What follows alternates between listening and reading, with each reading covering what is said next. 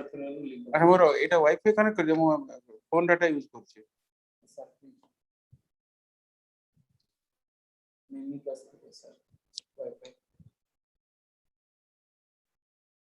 মিমি কাজ কাজ করে কোন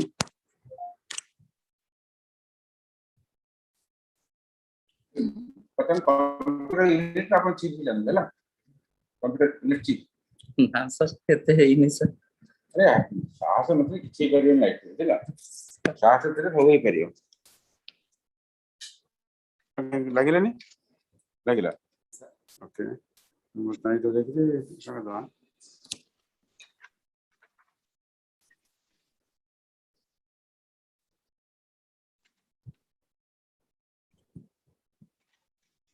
अच्छा ये रखा तो अभी स्वागत हाँ की पीपीटी ना सारंगन सर जो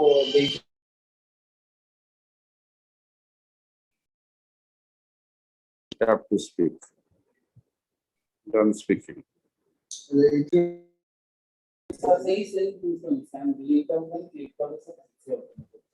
এখন সেফ ড্রাইভিং মোড মানে কোন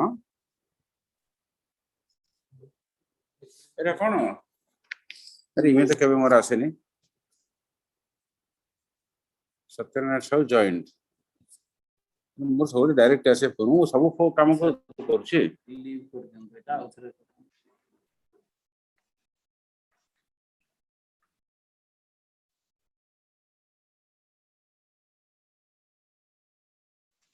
যেটা আছে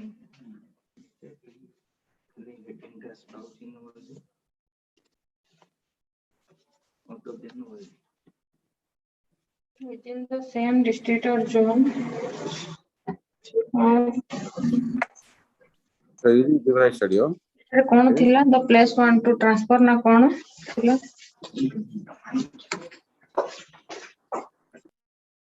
सर आरंभ कर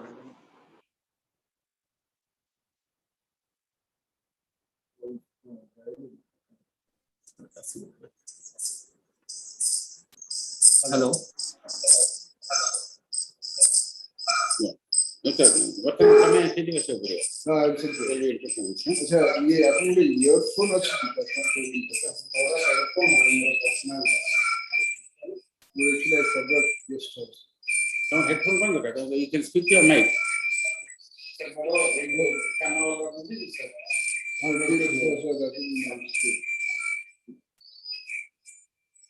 your video is stopped your microphone is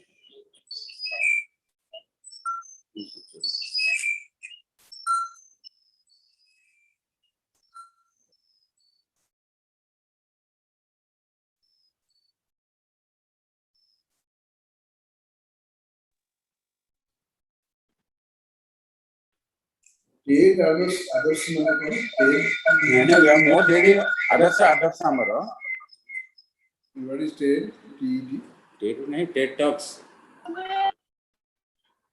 बुझना टेट आदर्श के कारण तो आदर्श पर पूछो कौन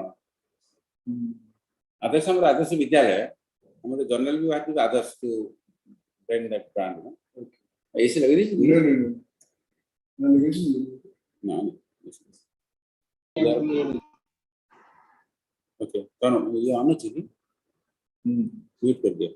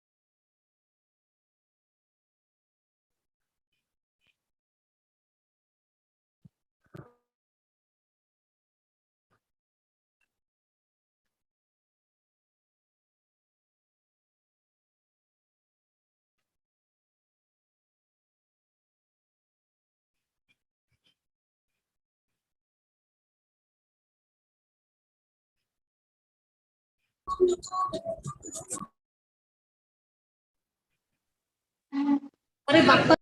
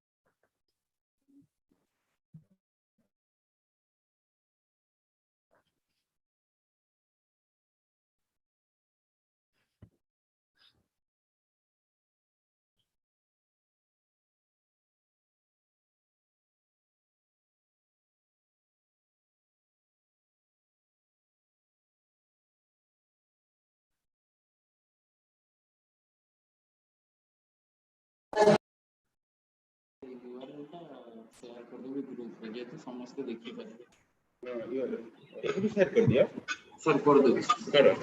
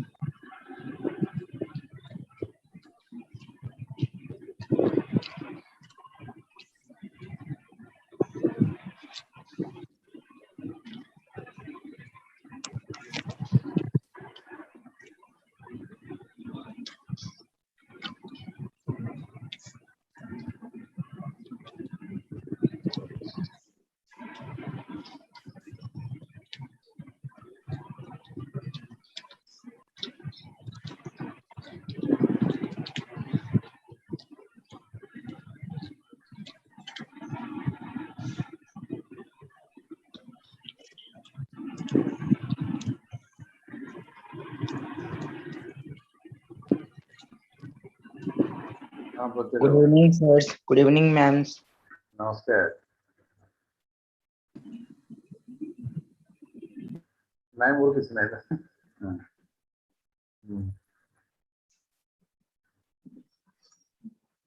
କହିଥାନ୍ତୁ ଏବେ ଗୋଟେ ଅଛି ଆମର 4ଟା ବେଳେ ଜୁମ୍ ମିଟିଂ ଆଉ ୟା ପରେ କଥା ହବା।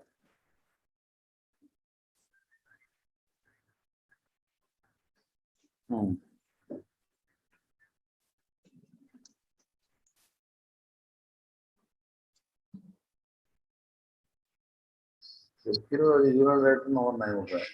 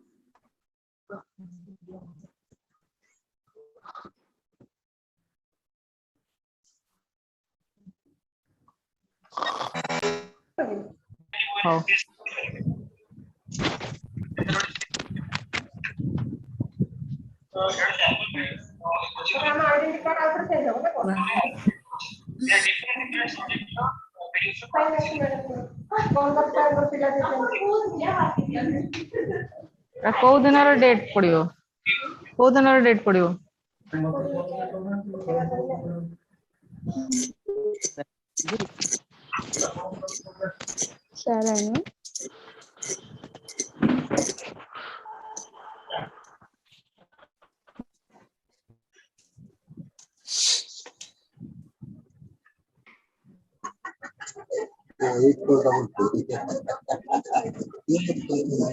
कंफ्यूजन हो रहा है।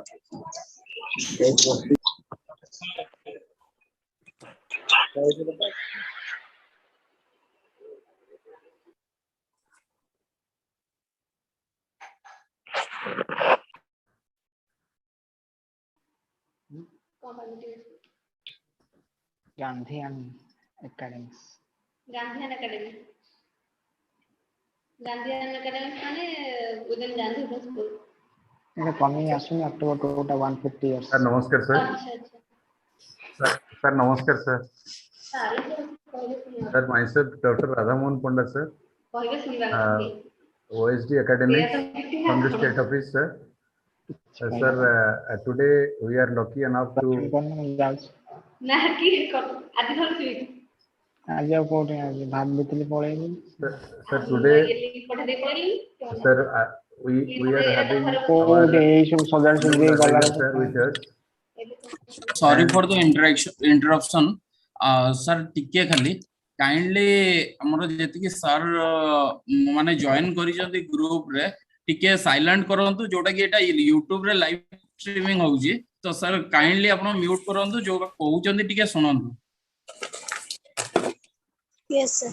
No, Satpati Babu, please give clear instruction. Those who are not speaking, and those who are not speaking should mute themselves. Sir. And otherwise, you be ready to mute everybody except the speaker. Yes, Pandavu, please go ahead. Sir, myself, Dr. Radhamohan Ponda, OSD Officer on Special Duty, Academic Section, sir. Today we are going to participate in a very good seminar that is on Gandhian principle of education, sir. Sir, we have our honorable advisor, sir, with us, and we are lucky enough to get Shri Sahu, who has served as Press Secretary to President of India, K.R. Narayan, sir. Sir, about Gandhi, we have had a lot. We have read something. We know something about Mahatma Gandhi, the father of nation.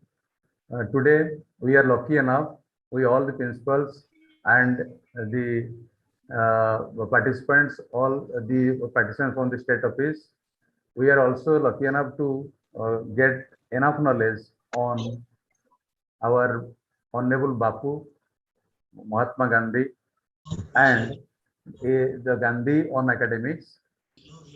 Sir, I thank Shri Satyanarayan sir, that who has spared his valuable time for the learning of our principals and all the members of the state office. I also thank all the participants here. Now I request Satyanarayan sir to start the presentation, sir.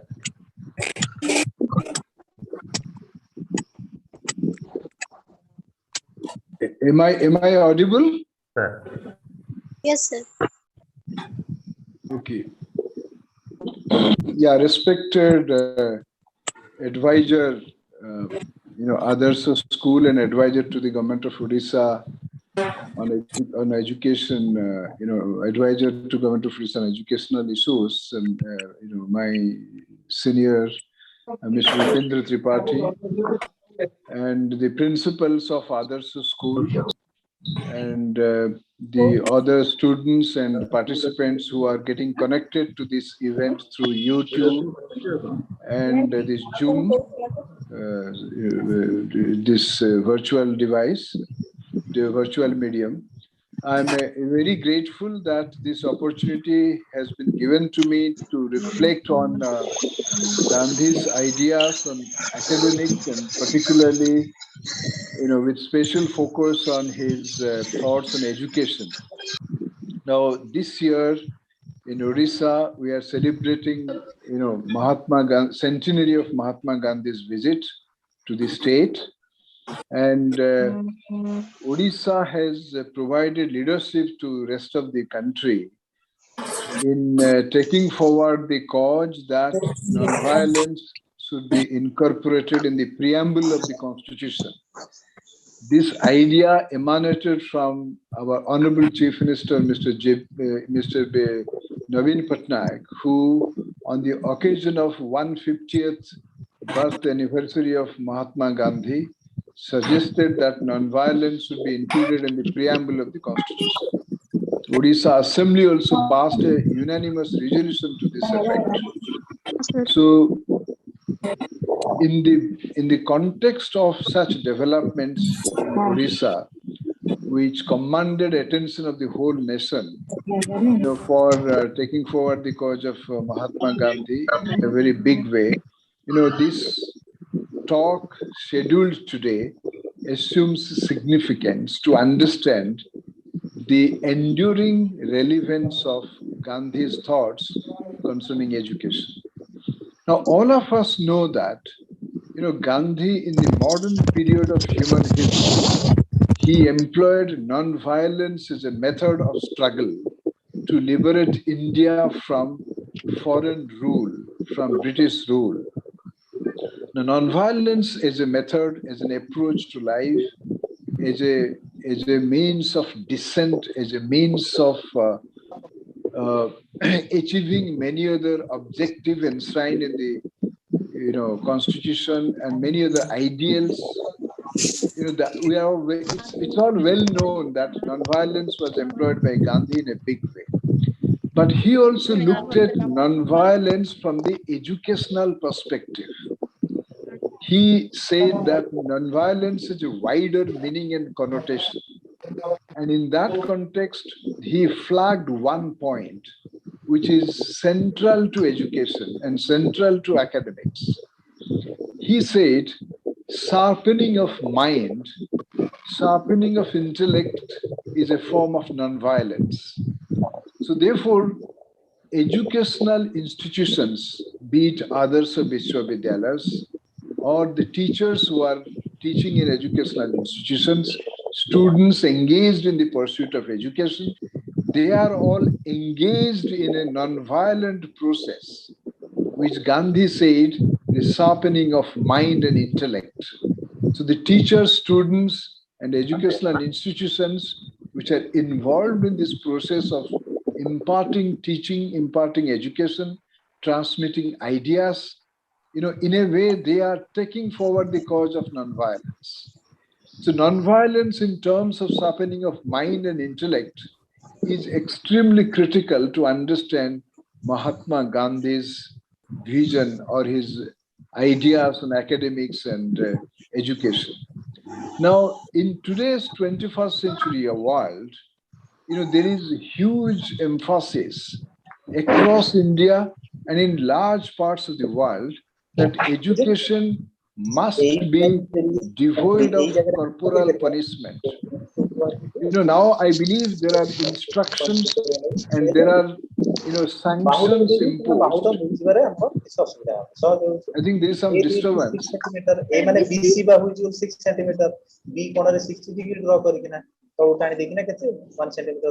think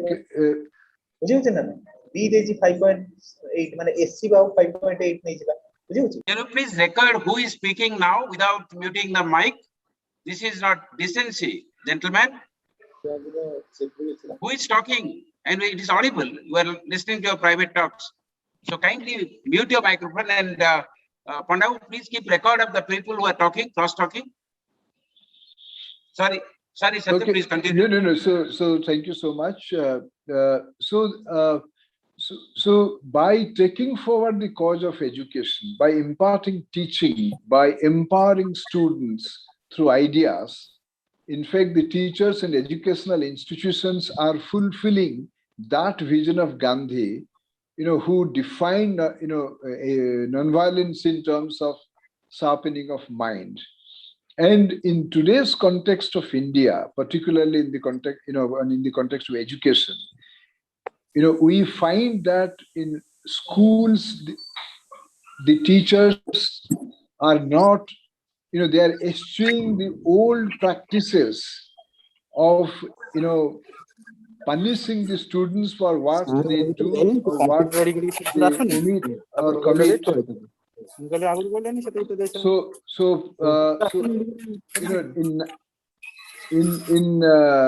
In 1917, when Gandhi started his first satyagraha in Champaran, in Bihar, to protect the planters who were forced to plant indigo by the British planters, he established some schools there in Champaran.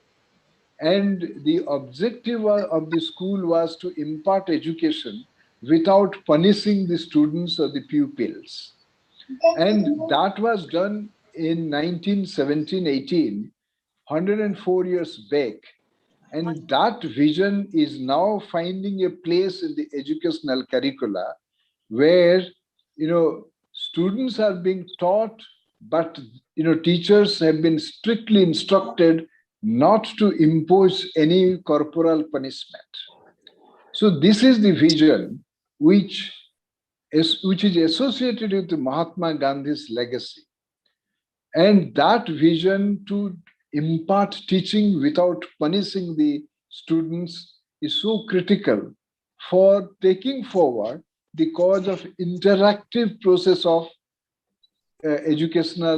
interactive process of educating the students. So what was stated by Gandhi has been implemented across the country. And now this has become the main mode of teaching education by eschewing the practices of corporal punishment. So that is how Gandhi assumes extreme, a rather enduring significance in the context of India and the world. Now, the other point which is to be borne in mind is that Gandhi made culture as the context of education. He said a school, an educational institution, must represent the culture of the society, culture of the country, culture of the state. It was in the cultural context that education must be imparted.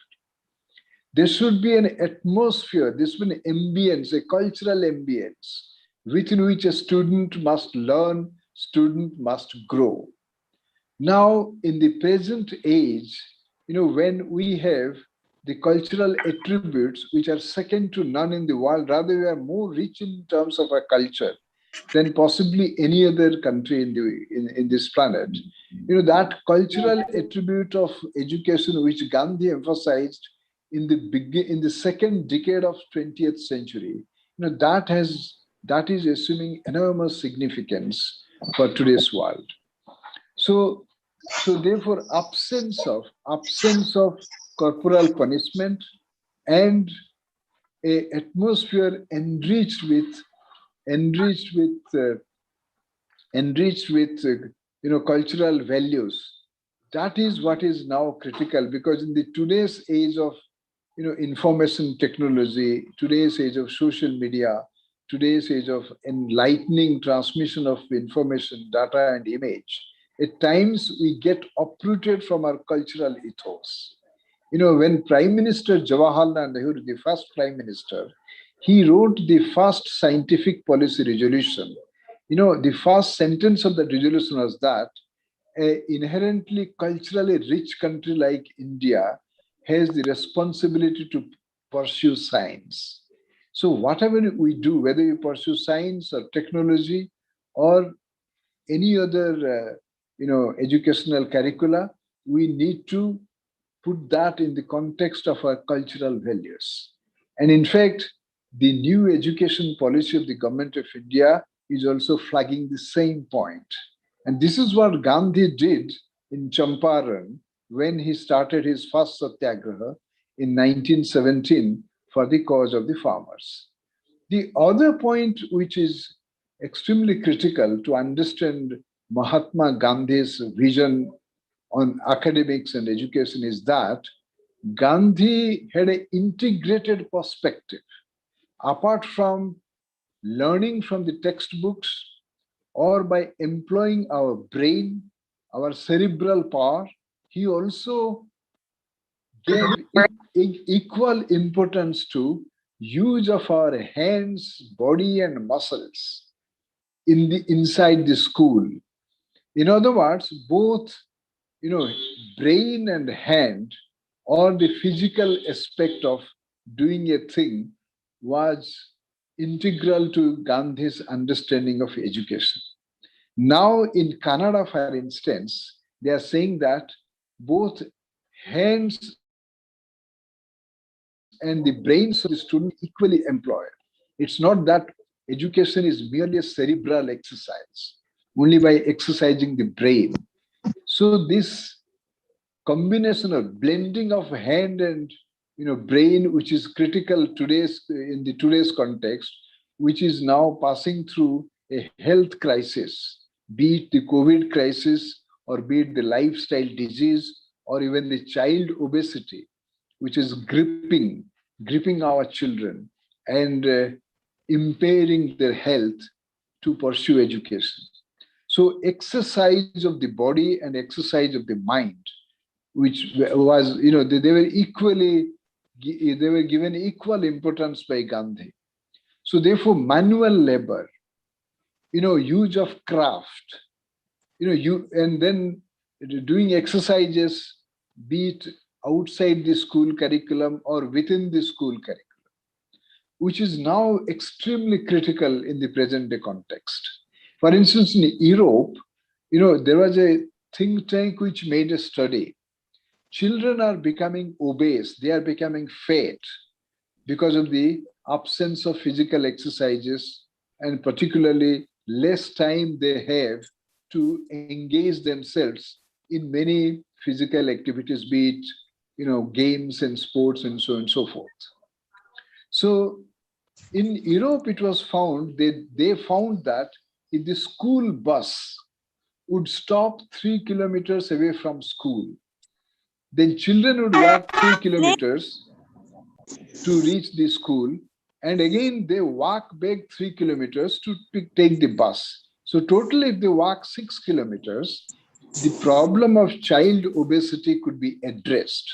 In other words, the present think tanks in Europe, they are flagging the issue concerning exercises of the body. Walking is the king of exercises. So children, they are prescribed by today's generation that they should walk more. I said, this is exactly Mahatma Gandhi emphasized. All of us know about Dandi March.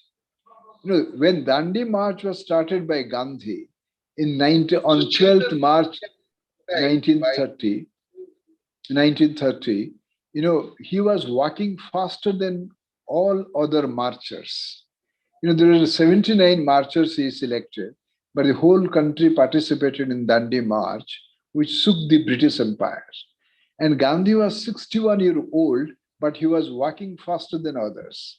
And during the march, he observed that many of his fellow marchers fell ill. They became sick because they couldn't walk 12, 14 kilometers a day. Gandhi delivered a speech. He said, the present generation was weak, delicate, and much pampered. How do they serve the nation with such weak bodies? Service of the nation must be accompanied by the exercise of the body. Then he said, walking is the king of exercises.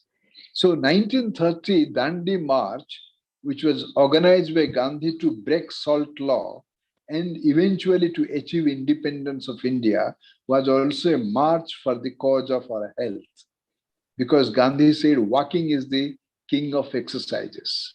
And today, think tanks in Europe, they are prescribing, walk for the school children, for a distance of 6 kilometers.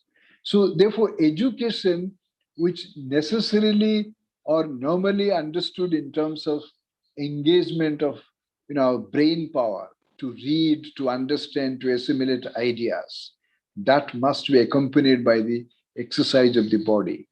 And that is what Gandhi prescribed to school children, in many of his writings. Particularly, his Nai Talim was based on that. It was based on craft-based education. And in fact, there are several schools which are finding that education based on craft makes them easier to understand children about basic concepts of even science or geography. Okay, so in the National Institute of Educational Planning and Administration, one teacher made a presentation which was extremely brilliant. It said that by employing the craft, one can impart several subjects. Impart education on several subjects. The other point which I would like to flag is that, Mahatma Gandhi wrote extensively about music education. And he wanted that students in schools at every level should be imparted music education on a compulsory basis. I wrote an article, Mahatma Gandhi on music education. See, for instance, in how many schools in our country, be it Adarsha school or any other school, in Odisha, in how many schools children are asked to learn an instrument, musical instrument, or children are asked to learn vocal music, or they are encouraged to become vocalists. So Gandhi defined music. He said, what is music? He said, music means rhythm, harmony, and order. When a sound is subjected to disciplines of rhythm, harmony, and order, we get music. He said in Indian public life, there was no harmony, no order, and no rhythm, and therefore there is no music. And Gandhi said, without music, India cannot get Swaraj. We have heard that Gandhi linked attainment of Swaraj with Hindu-Muslim unity. He linked attainment of Swaraj with upliftment of women. He linked attainment of Swaraj with sanitation, education on sanitation, which is now understood in terms of Swachh Bharat mission. He linked music, independence of India with economic equality, communal harmony, and so on and so forth. But he also linked music with music with attainment of independence. So therefore, in Gandharva Vidyalaya, Music Vidyalaya, in 1926, he said music must be made compulsory subject in the school syllabus. That was Mahatma Gandhi in 1926. In Britain, there is a program called Education on Music, which was introduced some years back. Okay, so now, because we have a rich tradition of music in India, be it Hindustani, be it Karnataki, or even we are now claiming classical status for Odissi music in Odisha. In fact, there is a demand put forth by the government of Odisha. Mr. Naveen Patnaik suggested this, the Chief Minister of Odisha. So therefore, this music education which Gandhi emphasized for the school children is of abiding significance, both for the teachers and for the present generation. So this is a very critical point. That Gandhi emphasized on music education as early as 1926. And he said, the operation of a spinning wheel is nothing but music. And that music which imparts peace of mind, or which makes our mind more peaceful, more harmonious, and more balanced. So therefore, in today's age, when there is so much of stress on children, on teachers, and there is so much of stress caused by many other factors, I think this introduction of music education, which was suggested by Gandhi in 1926, and which is now emphasized in the new education policy as well. Education policy prepared, I think, 1 year back or 1.5 years back. So, in Japan, in every school, music education has been provided. And so in India, when you have so much of musical traditions dating back to our ancient times, and when our own ancient wisdom, prescribes that a man without music is equal in importance to animals. So therefore, we, combining our ancient wisdom and combining the insight from our freedom struggle, as advocated by Gandhi, we need to introduce music education in Adarsha school and let Adarsha school set an example, by introducing music education. This will really encourage children who come from different social and economic backgrounds. And they are very bright students. In fact, mathematics can be easily pursued, or for that matter, science can be easily pursued by students by listening to music. We all, when we were students in villages in our Odisha, in the state of Odisha, advisor, Mr. Tripathi, came from a remote village to which there is no bus connection. I studied in several villages. And so I used to do my mathematics by listening to radio songs. That used to really empower me to do more, solve more mathematical problems. So therefore, this is a very critical point, that we need to teach our children or create facilities for our children so that they imbibe education on music. They really get chance to learn music in schools. The other point I would like to flag is that in 1922, Mahatma Gandhi wrote a textbook for school children. And the name of the textbook is Bal Pothi. Pothi means book. All of us know. Bal means children. So Gandhi taught, students in Tolstoy farm in South Africa. He learned Tamil a bit of Tamil. He was teaching in Tamil to Tamil students because many Tamilians participated in first Satyagraha. So Balpothi wrote in 1922 while he was in India. And then, that Balpothi, I sent the text of Balpothi to advisor, sir. And in that Balpothi, there are several small chapters.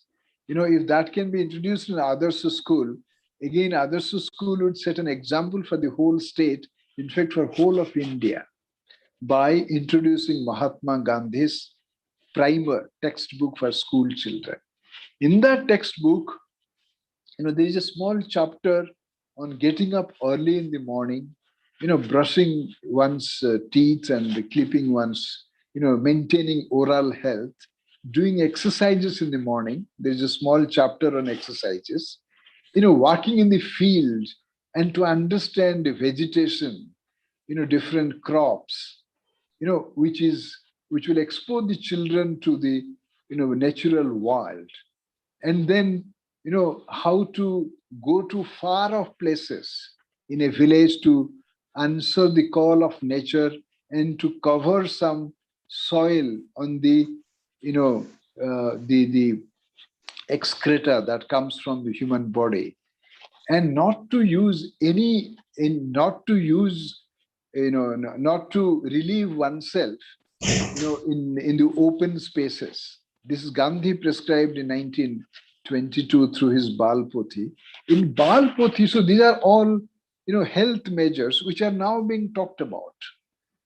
Now people say that we need to plant trees, and in Balpothi is written about, Gandhi asked children to plant trees, children to remain tuned to the world of nature, children to do physical exercises, which is now emphasized, by the modern educationists in our national education plan, the new education policy. And there is a specific chapter in Balpothi that is called household work. That's a remarkable chapter which he wrote, in 1922. He wanted gender equality at home. Gandhi's objective was that there must be gender equality at home. And in that chapter, there is an imaginary debate in a family, among a brother, sister, and a mother. Sister wanted to go out of home, study and play. Brother said, my dear sister, you are a girl, you follow mother, and whatever mother was doing, cooking food, washing utensils, keeping the house clean, or doing household work. So as a girl, brother suggested to her sister that as a girl, she should do household work. As a boy, he should go out and study, because he said boys should grow up and have to earn for the family. Then girl was completely disagreeable with all the ideas of her brother. She insisted to go out and play and study. So they fought, brother and sister fought on that particular issue. Then mother intervened and told son, my dear son, if you are asking your sister to cook, to do household work, to wash utensils, you should jolly well do it. Then mother said, house belongs to both boy and girl, men and women. Household work should be a joint responsibility of men and women. In our society, in large parts of the world, the household work is the burden of women of the family. Normally, cooking is done by women. The utensils are washed by women. Clothes are washed by women. Everything is done by women. So Gandhi, through his Balpothi, he was prescribing a syllabus, that it should be made part of the school education, that, household work should be shared among men and women and boys and girls in the family. Now, this particular point, which was stated by Gandhi in 1922, is now taken forward by many countries. During my stay in Japan, in 2007, we were taken to a gender equality center. In the gender equality center, they gave us a textbook where this very idea was, outlined, that in Japanese families, men and women should do the household work. The idea was that women should get enough time to also play their roles in the larger spheres of society. So their abilities, their talents should be used in the context of nation building, in the context of societal work, and so on and so forth. Now, in Spain, the boys in the class are being taught to how to cook food, how to do household work. In Mexico, women, they have demanded that the idea that the household work should be shared among men and women should be made integral part of school education. In UK, it has been made integral part of the school education. Now, so therefore, in India now there are advertisements in, FM channels of, All India Radio. I was listening to one particular advertisement in Delhi, FM Gold. Somebody comes to somebody else's family house. He says, "Arey, aapka betiya kahan hai? Komal betiya." He said, "Komal betiya bahar gaye. Beta kahan hai? Beta rasoi ghar mein khana bana raha hai." Then the question he asked, "Ye kya kar rakha hai? Beti bahar gaya hai, beta khana bana raha hai." Then, the father of the family says, "No, dono ko saman adhikar mein de raha." So this kind of change in outlook and consciousness that household work should be shared among men and women is being emphasized by now, which was flagged by Gandhi in 1922. So therefore, Gandhi assumes enormous significance to take forward some of the ideas which are now gaining currency across the world. So therefore, Gandhi is very empowering. Gandhi is inspiring. And students of Adarsha school who come from different backgrounds and at the same time who have high indices of academic excellence, they are, I think, more suited, to be persuaded by these ideals of Gandhi. Non-violence, Gandhi defined in terms of, not only non-application of force. He said non-violence means eradication of illiteracy, uplifting the standards of people, imparting education, sharpening mind, engaging oneself in dialogue and discussion. All these things can be materialized by teaching people about this wider meaning of nonviolence, which is closely linked to the every aspect of educational process. The other thing which I want to flag this particular point, see, in the context of global warming and climate change, we are using more resources and energy of the planet. Humanity is using, particularly the people of the developed countries. Now, air is getting polluted in cities, towns, and in even villages. Now, I have written an article, Gandhi on air pollution. In that article, which is being published in a book by 2nd October, I found a reference, made by Gandhi around 1920s. He said, if a child in a school is not taught how to keep the air free from impurities, that education has no meaning. So if a child is not taught how to keep the air clean, then there is no meaning in that education.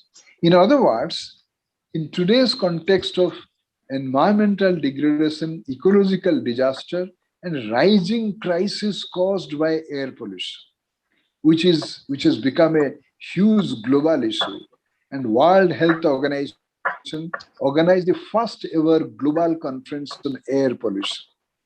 So in that context, Gandhi emphasizing that children should be taught how to keep the air clean assumes critical significance for our time. So therefore, at a time when the air which he breathes, and without breathing that air for 2 minutes, life will be snuffed out. So therefore, that insight of Gandhi articulated in 1920s, is, so much relevant for 2021, which is facing the COVID crisis, confronting COVID crisis. We witnessed, shortage of oxygen across the country. And we witnessed how people were scrambling to get access to an oxygen cylinder to save themselves. In fact, I wrote an article in Odia, in English and Hindi, Gandhi, Oxygen and Defense of India. So therefore, all these ideas of Gandhi underline the point that, the ideas or the issues that he took up while spearheading our freedom struggle, they are of, they now resonate for 21st century India.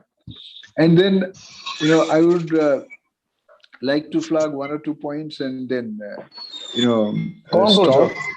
And, then after that, we'll go for an interactive session.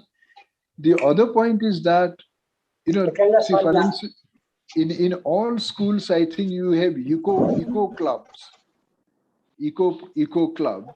And these eco clubs, they are literally epicenters of every school, through which children get exposed to the basics of environmental preservation,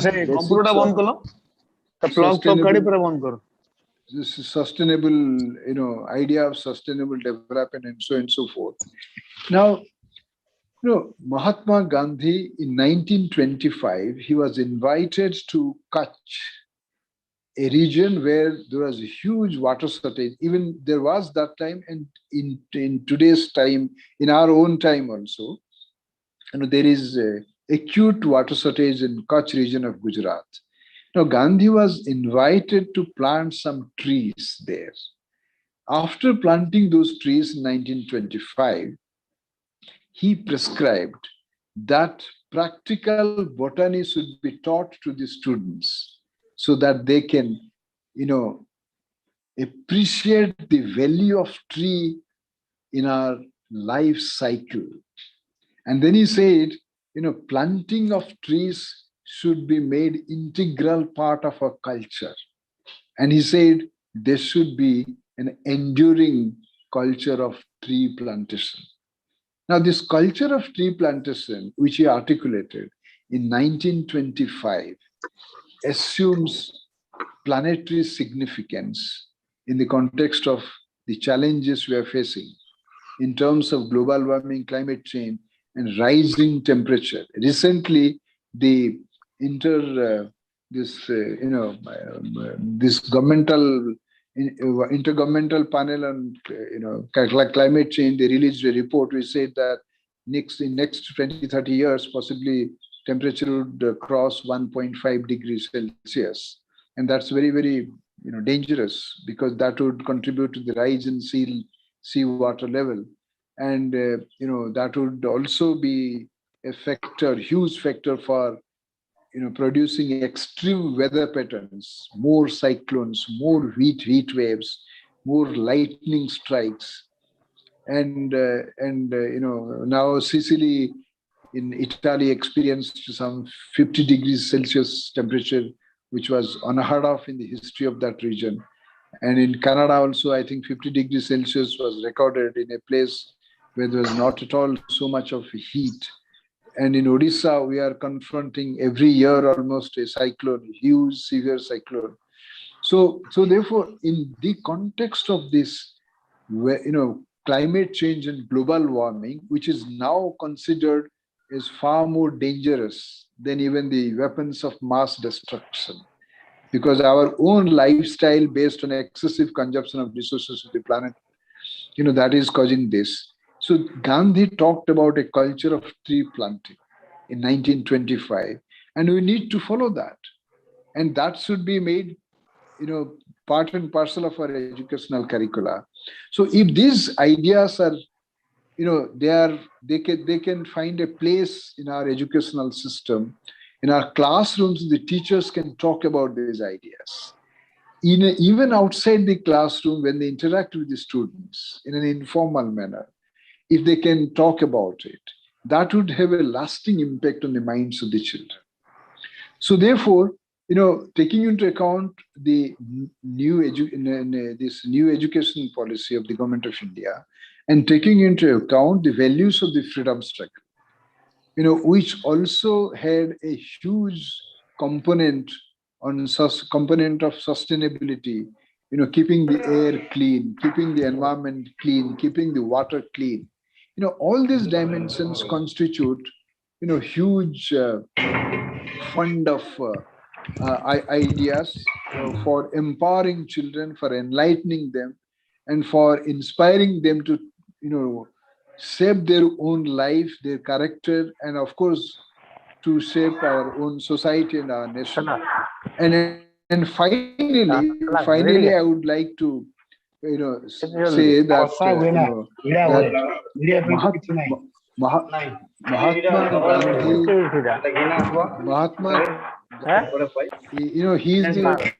Mahatma Gandhi gave a mass moral and mass dimension to freedom struggle. The moral dimension, which came from yoga, principles of yoga. The other day, it was highlighted that, to the teachers, the principals, that yoga cannot be reduced to mere asanas and pranayama. Yoga has a huge ethical dimension. Satya, ahimsa, they are the foundational pillars of yoga. And they were made, the raison d'etre of our freedom struggle. I mean, the basis of freedom struggle. Gandhi put non-violence and truth at the core of our freedom struggle. Now there is literature emerging, across the world, that these normative principles, non-violence and truth, respect and justice, sustainability, these are the values which can help humanity to face climate chaos and survive the 21st century. So, these are the thoughts which are now being highlighted by modern day environmentalists. In German, a German scholar wrote a book. He wrote a book called Surviving the Century Facing Climate Chaos. In the whole of the book, there is no reference to Gandhi. But in the very first page of the book, he said 4 normative principles can save the planet Earth from climate chaos. And those 4 principles are nonviolence, sustainability, respect, and justice. So these are the principles which the modern day think tanks, they outline these principles, elaborate these principles in the literature that they are generating to save humanity from this terrible crisis. In 2005 or 6, I think, Time magazine came out with a cover page article called 51 Global Warming Survival Guides. And the 51st guide was consume less, share more, and simplify life. And so what does it mean? That is what Gandhi emphasized: to consume less, to share more, to simplify life. When I first came to this Adarsha Vidyalaya headquarters and I entered advisor's room, I found the AC was not being used. An advisor told me that right from the day he assumed office, he has not been using AC because he is conscious of the fact that, by using AC, we are contributing more carbon dioxide to the atmosphere. No, the Adarsha Vidyalaya advisor, the advisor of the CM is setting an example, for all of us to follow. So these are the examples, which, Gandhi was setting an example for others so that they could follow that. So we have such examples, be it at our schools, be it at our society, community or society. So that is why, I will just conclude in a less than a second. In 1998, when President K.R. Narayanan was visiting Germany, he was paying a state visit to Germany, and I also accompanied him. He got a letter from Indian embassy from Germany that school children in a school in Berlin, they were asked to name that school after a great personality of history. Teachers were supposed to suggest a name. They could not arrive at a unanimous decision. So they left it to the students to choose a name so that the school can be named after that particular personality. The students of number 10 school in Berlin, they chose Mahatma Gandhi's name. Students of a school chose Gandhi's name to name that school. And teachers were stunned because they could not arrive at a decision unanimously. And students could take a decision unanimously and chose Gandhi's name. And when teachers asked, why did you choose Gandhi, who certainly didn't come from Germany, but from India? So students said, when Germany was engaged in World War, causing violence through, by employing weapons, employing, ideas based on hatred, it was Gandhi who was practicing nonviolence. And we require Gandhi more than ever before. And that was shown by the students of Germany. So therefore, let Adarsha school teachers and students, they also set an example, by imbibing the ideas of Gandhi from Bal Puthi, by introducing music education, by planting more trees in their campuses, or by, simplifying life and getting tuned to the ideals, which eventually would pave the way for a brighter future. So thank you so much for your attention, and thanks a lot to advisor and my senior Upendra Tripathi ji for giving me this great opportunity to share some thoughts. Now we can go for an interactive session. Thank you so much.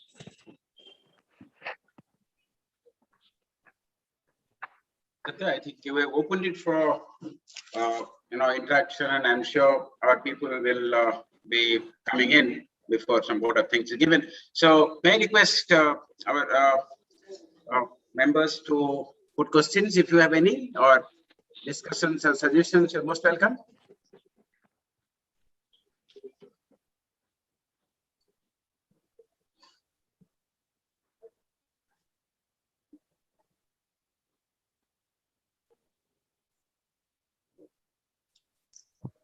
Good afternoon, sir. Yeah. Please go ahead. Good afternoon, sir. Sir, really, we are very much thankful to you, sir, for a very beautiful session on Gandhi's principle of non-violence. Sir, we are very much inspired by your beautiful this ideology which you have presented. Sir, non-violence and cleanliness also. Sir, we are practicing both, that is cleanliness, planting more and more trees, and speaking truth. That is also another principle of our beloved Gandhiji. So very much thankful to sir for this beautiful session. Thank you.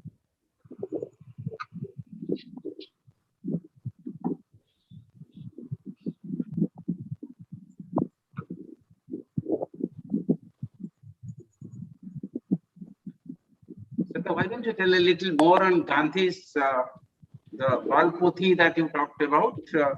How does it fit into the our system? Yeah, Bal Puthi? yes. actually, some of the ideas of Bal Pothi, which Gandhi wrote in 1925 for school students, those ideas, they constitute. See, for instance, he suggested that students should be taught, some aspects of household work. Now, Gandhi said household work is also education. By doing household work, one is exercising the muscles, hand, the whole body. And he says by doing that, one can improve the health, one can remain healthy, and so on and so forth.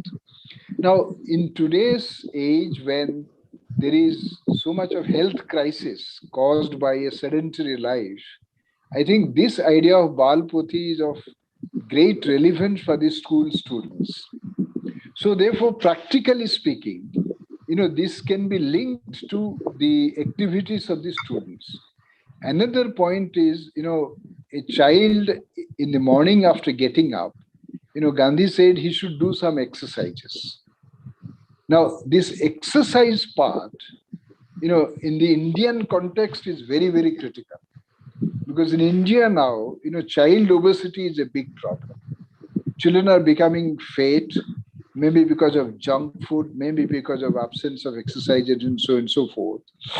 So even those exercises which are mentioned in Bal Pothi, they are important. And then there is a chapter on that's called prayer. I mean, in the morning, children should pray. I see, for instance, in Odisha, when we were students in schools, we used to pray, and that prayer is, really definitely it was secular in nature, because there is no mention of a particular god or goddess. See, for instance, Ahe Dayamaya Biswa Bihari. It's a remarkable, great, hymn, a prayer, where actually a reference to a particular god is absent. It's really secular in nature, and the spiritual tone of the prayer is very, very uplifting. So these are the dimensions which can be, which are integral to Bal Pothi and should be made integral to the educational content or curricula. In fact, when I was serving President K.R. Narayan, his wife, Usha Narayan, the First Lady of India, she used Bal Pothi in her speech on the occasion of International Day of Women in the United Nations office of, which is located in Delhi. So after that speech was delivered, Hindustan Times carried a news item, Gandhi's Bal Pothi. Then Professor Madhu Dandavate, who was a great leader, socialist leader, he was our railway minister, finance minister, he was deputy chairman of the planning commission. He wrote a letter to Murli Manohar Joshi, Mr. Manu Joshi, who was the HRD minister. He requested that Mahatma Gandhi's Bal Pothi should be translated to all languages in India and introduced in school curriculum for character building of our school children. So there was a demand made by Professor Madhu Dandavate, a very respected, well-regarded political figure. So the time has come, to take it forward, examine it, and incorporate Bal Pothi or some aspects of Bal Pothi, and particularly that idea concerning sharing of household work among men and women in our educational curriculum. In doing so, Odisha will set an example. Or if it is done in Adarsha school which will send a trend for the state and for the whole country. I think I have shared it with advisor, the text of Bal Pothi, written by Mahatma Gandhi in 1922, that can be shared with all of you. Then you can discuss, you can contribute your ideas and how to take it forward. The other point is that Gandhi's emphasis that children should be taught how to keep the air clean. so that we can breathe, air free from pollution. In this age when air pollution has become a major, environmental and health issue, it's linked to our, right to life. So those ideas need to be shared among school children. In assemblies, we can share them. In classrooms, we can tell them. Even during interactions with them in many other, forums outside the class, those ideas can be, shared, and they can be taught, they can be told. I think these are these, and then, Gandhi wrote a text called Constructive Program. There are few points on education. He said rural sanitation, education on rural sanitation. So it's not just that we should emphasize on sanitation. We need to educate about rural sanitation or sanitation as such. So the way in which he linked education with sanitation, these ideas are of enormous significance for our time when we are confronting an environmental crisis, or in a country like India where there are so much of insanitation, unhygienic practices, and so on and so forth. Yeah.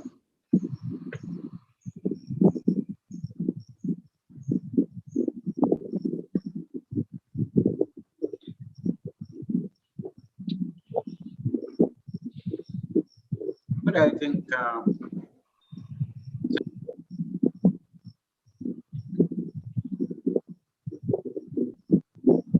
the vote of things is due from somebody. Adarsha, who is supposed to, Pandavu, who is supposed to give vote of things? Sir, I would request the principal OAV Patharchepa, Shri Shankar, to give his vote of thanks, sir. Thank you. Shankar, sir.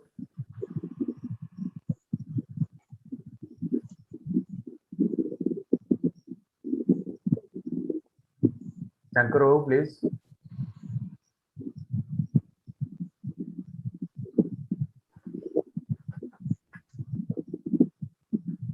Sir, good afternoon, respected honorable advisors, sir, honorable chief speaker of the day, Shri Sahu, all the dignitaries of OAVS head office, my dear friends from different Odisha Adarsha Vidyalaya Sangathan, the different schools. Really, it's a great honor for all of us to get such eminent personalities, and we able to hear, able to enlighten of Gandhian philosophy, Gandhian thought in the field of the education. Really, sir, it's our great honor. So on this.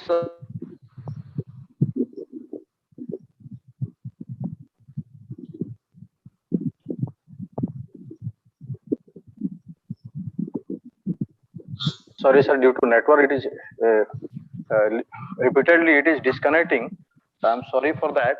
So in this today's occasion in the Gandhian thought in the field of the education, really we are enlightened, sir.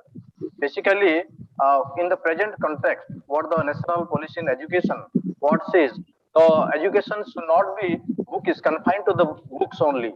What kind of education we should learn, that must be direct towards the field. That should be linked to the field.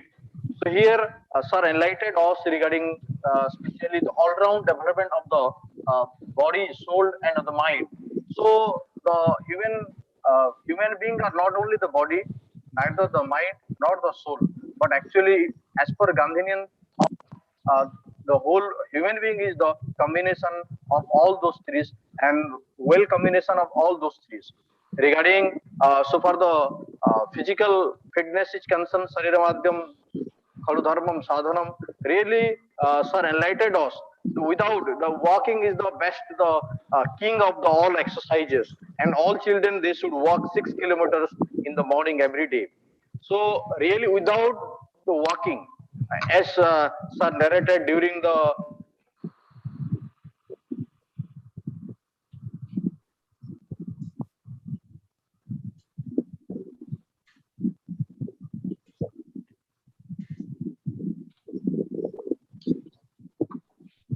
Sorry, sir, again interrupting due to network problem.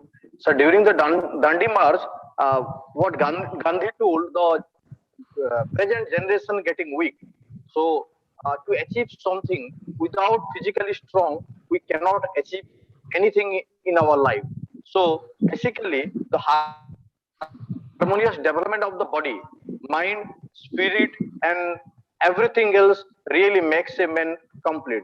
So, and basically, sir highlighted about the musics, the music, the music, Indian culture, and the involvement of the people with the music, the teaching of the music and learning of the music for the children. It's not only boost the human life, but also it will inculcate the spiritual life in the mind and to direct the person, the human being, into for the formation of a complete human being.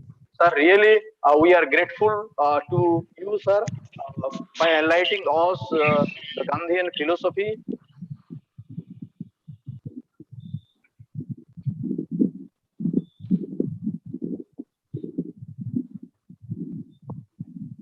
So the Gandhian philosophy of education, and especially in the field of education with respect to the national policy in education, what should be the education for in the present context, what the children they learn in the Odisha Adarsha Vidyalaya Sangathan, and what the future of our country and the nation, we impart such kind of education to the children.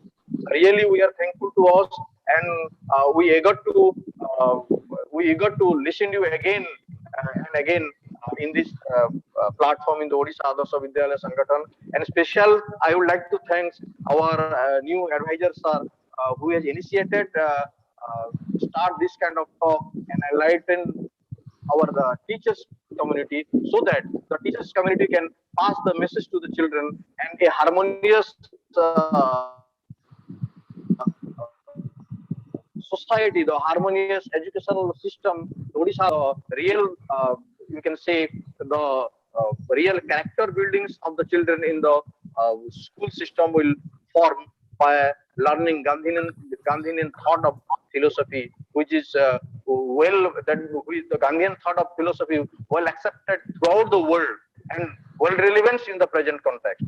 I would like to extend my thanks to our state project director, sir, who is also, after joining, actively motivating all our teachers and the students fraternity of the Odisha Adarsha Vidyalaya Sangathan, all the dignitaries, those who have directly or indirectly involved in organizing this today's talk.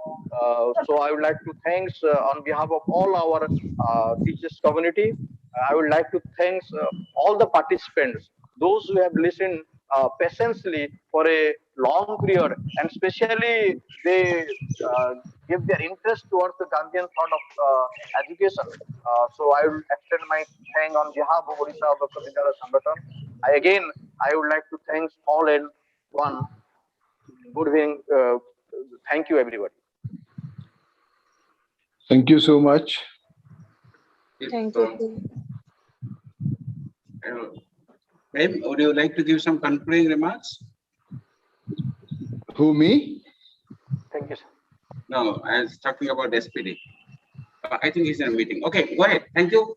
I think it was a brilliant thing. Thank you all. Thank you. Thank Sir. you. Thank you.